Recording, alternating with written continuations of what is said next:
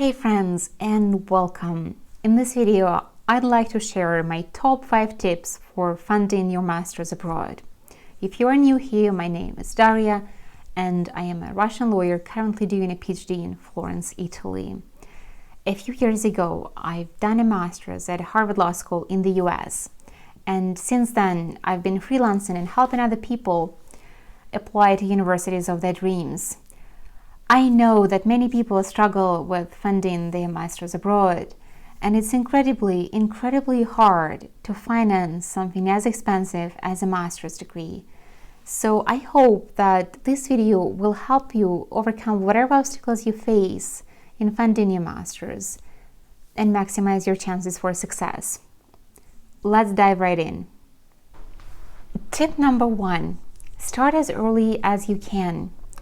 Well, first of all, it's important to understand that applying for a master's and looking for funding are two entirely different processes. They are related, but they are separate. Now, a common misconception is that a lot of people think that they should first get admission and only after that start looking for funding.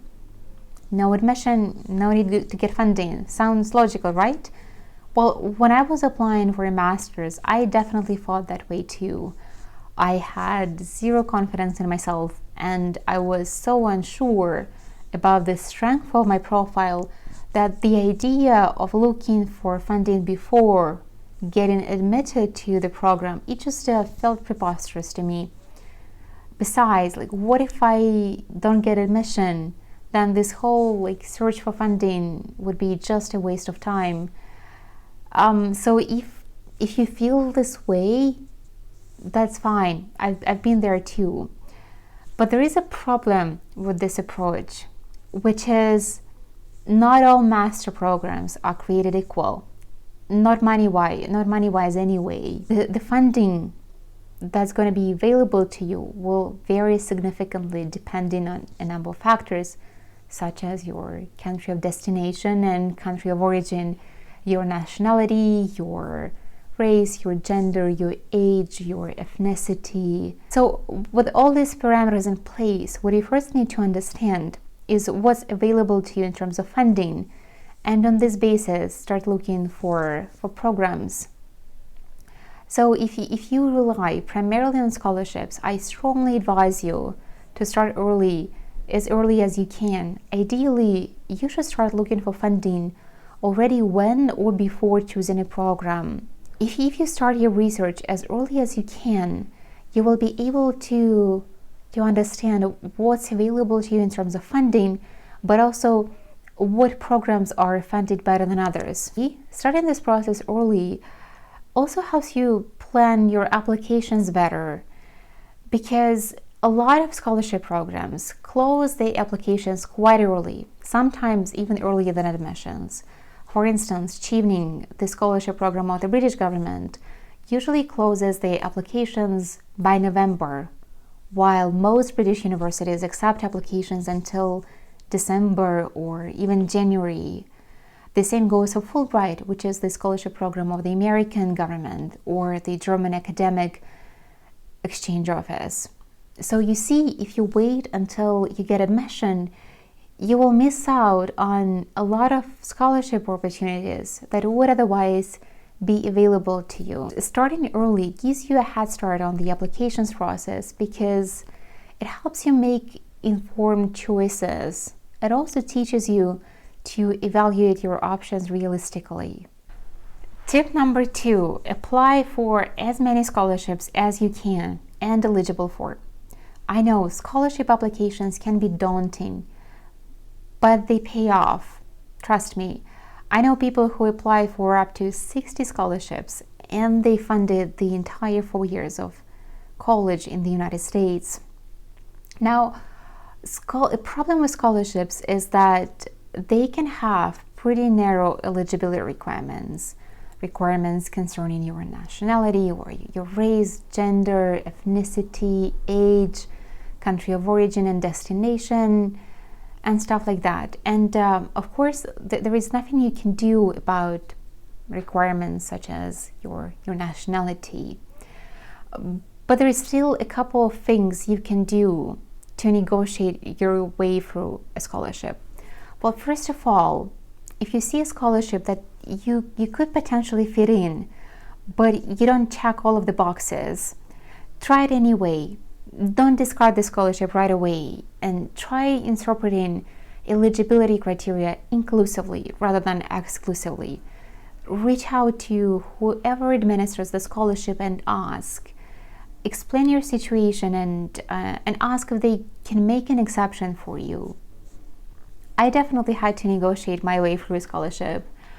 I applied for a scholarship funded by a foundation, and they would fund Russian lawyers who would go study in the US.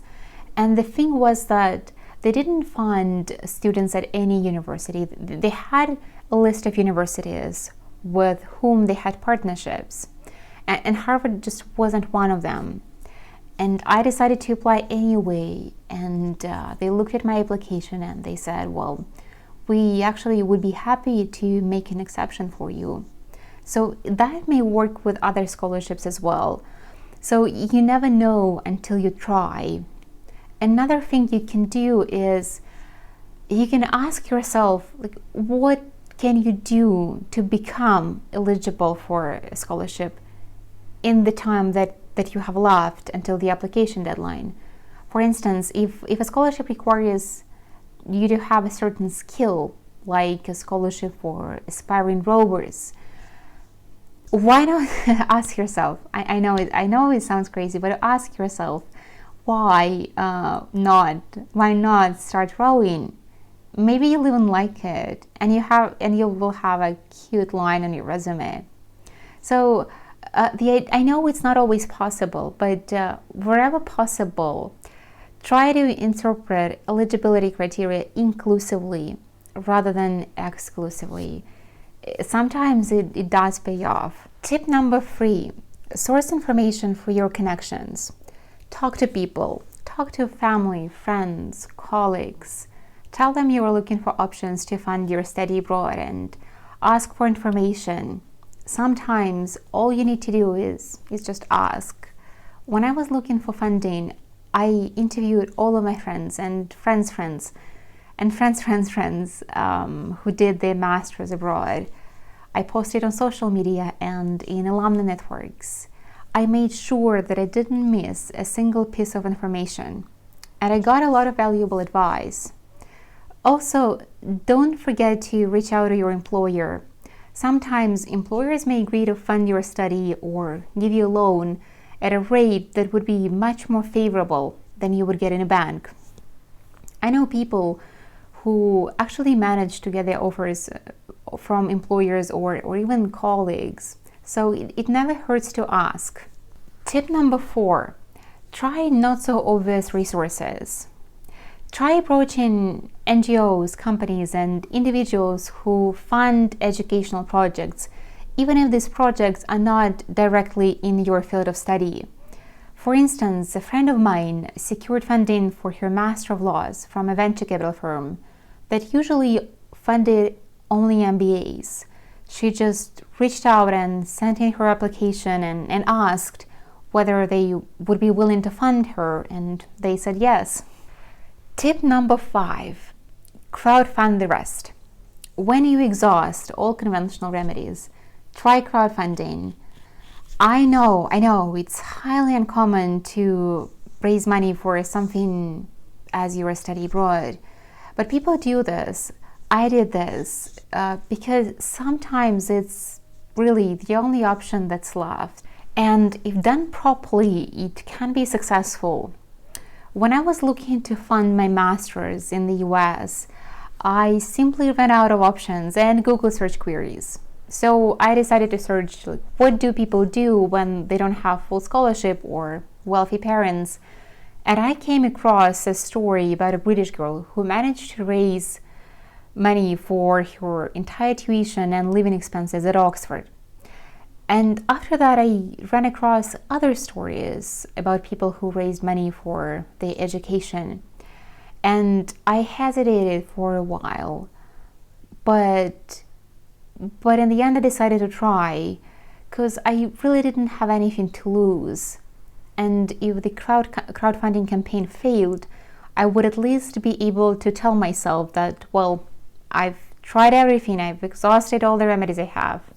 Apparently there is nothing I can do. So I launched a crowdfunding campaign, and I raised $27,000, which was half of my tuition at Harvard. And the cool thing is, it enabled me to go to this wonderful university and pretty much live the dream for a year, almost debt-free. For now, that's it. These are my top 5 tips for funding your master's degree abroad. Please let me know if you like this video or not, and whether it was helpful, what questions you have, and please subscribe to the channel. I am happy to share my experiences and insights with you. Bye!